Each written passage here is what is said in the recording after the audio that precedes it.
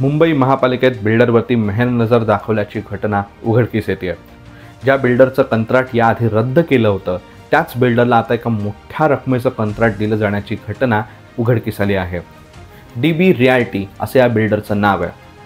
सध्या मुंबई महापालिकेकडून प्रकल्प बाधितग्रस्तांसाठी घरं बांधण्याचा प्रकल्प हाती घेण्यात आला आहे। त्यासाठी चांदिवली, मालाड, जुहू, भांडूप येथे ही घरं बांधली जाणार आहेत। त्यासाठी चांदिवली येथे 4000 घरं बांधण्याचं कंत्राट या DB रियाल्टीला देण्यात आलं होतं। पण ती जागा झोपडपट्टी पुनर्वसन प्राधिकरणाची असल्यामुळे त्यासाठी एक आवश्यक करार करावा लागणार होता, जो करार करण्यासाठी DB रियाल्टीने नकार दिला। त्याच्यामुळे त्यावरती अविश्वास दाखवत मुंबई महापालिकेने त्याचं कंत्राट रद्द केलं। परंतु आता याच DB रियाल्टीला 13,000 सदनिका बांधण्याचं मालाडमधलं कंत्राट याच DB रियाल्टीला दिलं आहे आणि या संपूर्ण सदनिका 51 लाख रुपये प्रति घर या दराने मुंबई महापालिका विकत सुद्धा घेणार आहे। नेमकं हे कशासाठी चाललंय?